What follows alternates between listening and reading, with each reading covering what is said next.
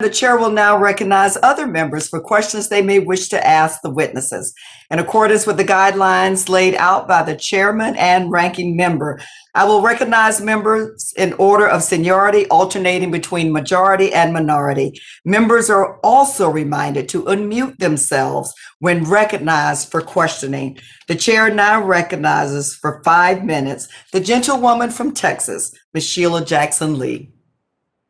Thank you so very much, Madam Chair, and thank you to both of you, the ranking member, and as well the chair for this particular very important hearing. If I'm reminded, the reason why this is extremely important is because we are aware that despite the pressing need to address the risks proposed by climate change, the Trump administration disregard these challenges, increase the likelihood that Americans would experience these risks, unfortunately. Very grateful that we are beginning to turn the corner with the Biden administration and the American Jobs Plan and the administration's budget proposal, which has aggressively looked to rectify President Trump's failures and directly address the challenges that are so very important. I want to pose a question to Mr. Nye, and I thank you for recounting the history that suggests in the work of your parents that when there is a crisis, we all pull together. Let me put on the record, of course, what I experienced in 2017 and what I recently experienced at the beginning of 2021. 2017, 21 trillion gallons of rainfall fell on Texas, Louisiana. Most of it was in the Houston Metroplex. I watched constituents of mine, a family of 6, wash away, not in an ocean, not in a river, but in a bayou that flowed over into the main streets. Harris County covers 1,778 square miles, and 41,500 square miles of landmass were impacted by Hurricane Harvey. That, I might say, was a catastrophic climate crisis. Then again, in 2021, unbeknownst to us, came a, when I say unbeknownst, unexpected, unbeknownst, came a freeze here in Texas with a grid that did not work, which saw about 100 people die. So if I might, Mr. Nye, taking those two catastrophic incidences, quite different, one coming in the summer months, unexpectedly, still trying to overcome, one coming in what is supposed to be winter, but we in Houston don't really know it that way, but life was lost. Could you explain the scientific relationship between greenhouse gases and larger scale climate events, such as what I've just represented to you, and for America to understand that the loss of life can continue to grow and grow under these natural, or maybe I should say unnatural disasters that have come about through the harshness of climate change and the inattentiveness that we have had over the decades. Mr. Nye? Thank you very much. So the problem fundamentally, as the world gets warmer, the ocean gets warmer, the ocean then drives these storms.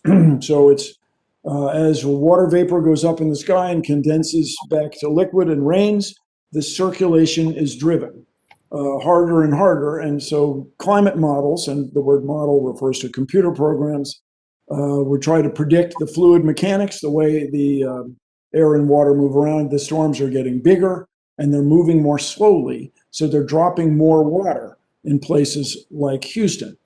Then the other subtle problem, or once was subtle problem, is the jet stream, the circulation in the Northern Hemisphere, gets pushed up and down as the world's climate becomes less stable, as these storms move around. And that caused this cold snap in Texas. And then, I used to work in the oil field, and I have a sense of the prideful nature of Texans. I understand you had your own electrical grid, but it wasn't well enough secured against the weather. Absolutely. Sort of straightforward things were not done for years through, what my understanding, through free market ideas that this stuff would take care of itself, that any electrical grid any electrical supplier would of course invest in the necessary things to make sure things were safe, but apparently that is not what happened, and it was a catastrophe. This is what I talk all the time. We need all the regulations we need, but no more, but we do need regulations. Can I quickly go to Mr. Brown for just a second? Thank you very much, Mr. Nye. When these disasters occur, you are the state coordinator, emergency management services. I imagine you deal with a lot of first responders, police, EMS, firefighters. Can you explain how, when these disasters occur, you put real human beings in the line of danger as they have to rescue persons, provide the first line of defense for saving people? Could you just give that information?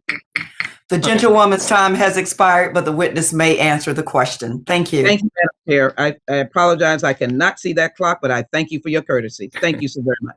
Mr. Brown?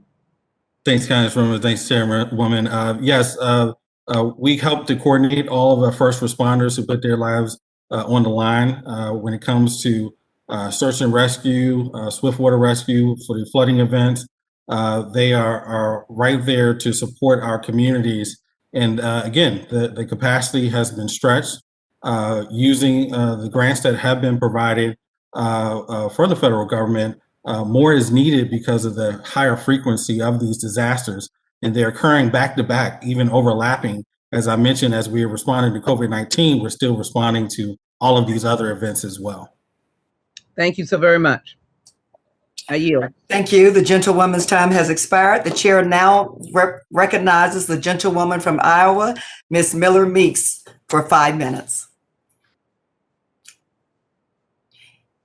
I believe you're on mute. There. No, okay. Yeah, one more time.